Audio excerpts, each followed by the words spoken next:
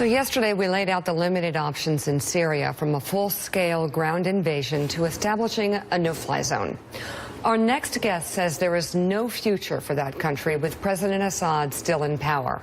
So how does the U.S. make that happen? Joining us from Capitol Hill, Deputy Republican Whip, Congressman Adam Kinzinger of Illinois. Thanks very much for being our guest. You bet. I say this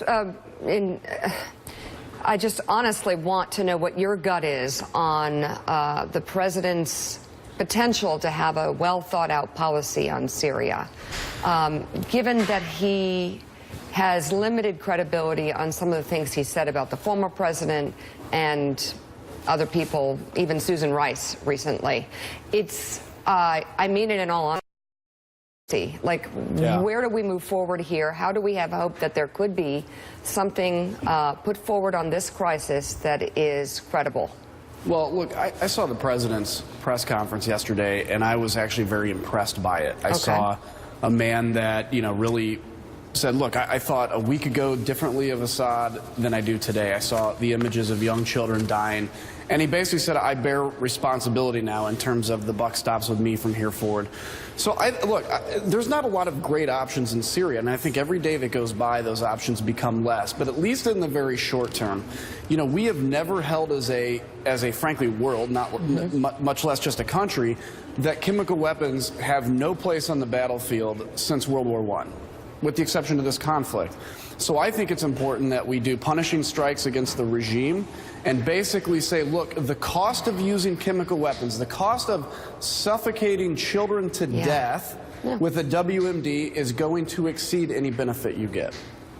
Michael Duffy, what are the possibilities and what are the dangers, given what we know about Trump's discipline issues? It's probably inevitable, Mika, that the president will launch some kind of military strike, probably with cruise missiles, in the next 7 to 10 days. He's almost duty-bound to do that. That has been a kind of standard reply for this kind of action. I think he once said we don't fight enough wars or something like that. Right, so, but I wanted to ask the congressman, beyond that, what other steps would you recommend that, as you said, make it clear that this is unacceptable? It sounds like you're expecting a second wave. What do you mean by that? Well, I guess the bare minimum is a first wave to make it clear that, the bare minimum we could do is say don't use chemical weapons. There's no place for that in the new world.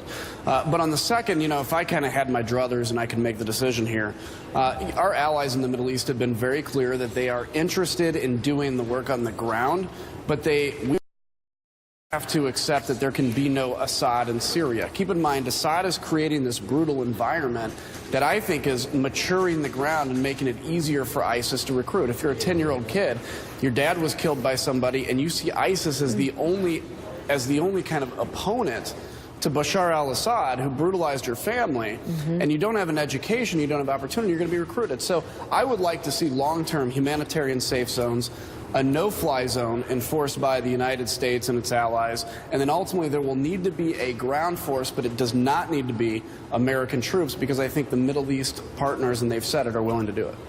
Elise. Congressman Elise Jordan here. You're recommending some options that are pretty robust use of military force. Do you think that this is something that President Trump can do unilaterally, or and what kind of alliance should he seek out? How should he go about doing it? But also, should there be congressional approval of this military action that you're recommending? So I really put a lot of foreign policy power in the executive branch, which I think is constitutional. I think he, and I think President Obama in 2013 could have as well, I think he can make this decision without coming to Congress. We have the power to declare war. He has the power for initial strikes like that as commander-in-chief. I think he can put a coalition together, something the United States can uniquely do. But let me say this, too.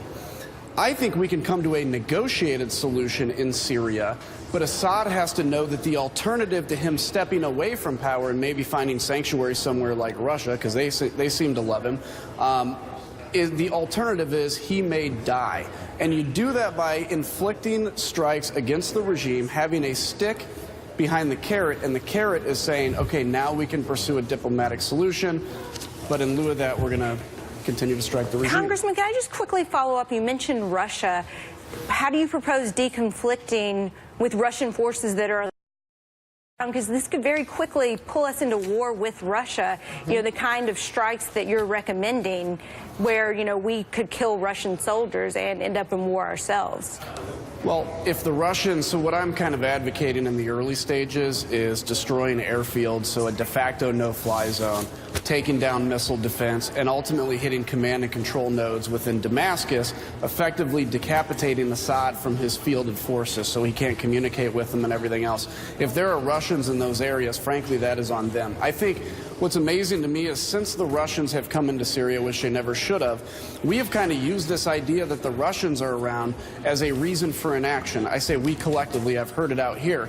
Look, the Russians made a decision to back a guy that just used chemical weapons. Right. If I was the Russians, I would probably get the hell out of there right now because you now have the ire of the world coming down on you, and it might be the right thing for you to do to leave. But Congressman, let's be honest, Rodrigo, we're not the Russians, as you know, and throughout his campaign, President Trump had been saying, why not let Russia do the work for us? Why not let Russia handle Syria? So Russia, in some way, shape, or form, is going to have to be involved in whatever the president decides to do regarding Syria. So how do you think he goes about that? Do you think he picks up the phone and calls Vladimir Putin? What do they negotiate? And what does Vladimir Putin have to gain out of it?